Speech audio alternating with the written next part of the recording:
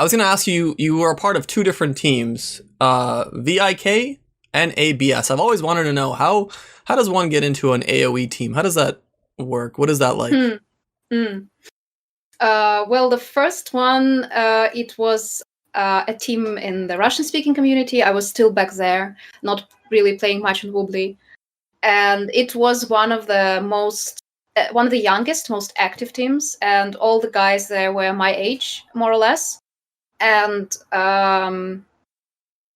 we just played a lot together, and I remember we were all younger, and I remember they kind of created some kind of I wouldn't say a cult. There was like there was a perception that not everyone can be accepted, although they were not exceptionally good, but they had their own image. Everyone had to fit in, really. They had their own image.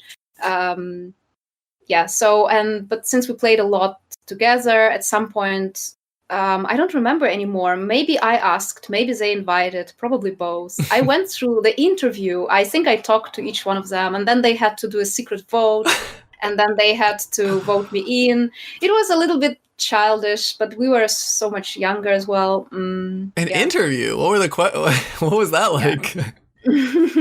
Well, I don't remember. Again, just asked me different questions about I think it was something about my goals, because the clan was supposed to be a team which had lots of, they had goals to be good and to practice together. So they had to know if I, although we played so much together, they knew me, but it had to be official. They wanted to make sure I really, we are on the same page. Yeah, right? Did you guys all get matching rings or something in the mail, and then when you meet in person, you can? Yeah, I'm sure if we lived closer, I'm sure we would have done it. There was a lot about. We also had avatars, matching avatars. Wow. That's awesome, because back in the day of early esports, teams were completely different than what I would say traditional esports are now.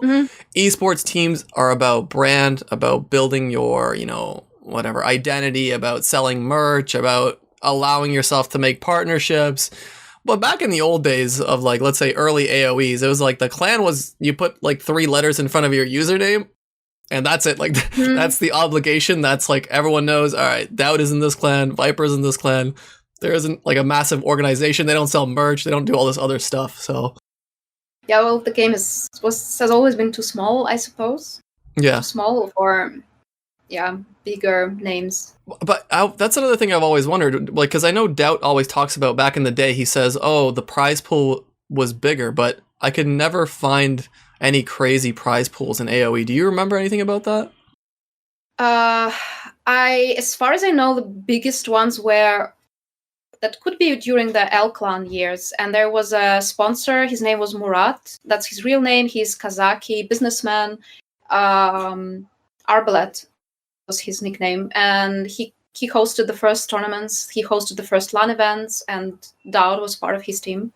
Really? So Dowd traveled to Kazakhstan as well. And there are pictures somewhere on the internet to be found with, Him in Kazakhstan? Wow. I'd love to. Yeah, because Murat Arbalet was in Kazakhstan, so he flew the players in.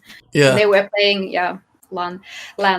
But I'm not sure if those tournaments had the biggest prize pool. I wouldn't be able to tell you the exact number.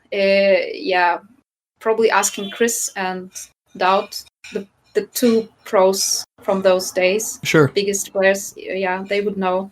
If someone is listening to this right now and has access to these photos, I beg of you, please.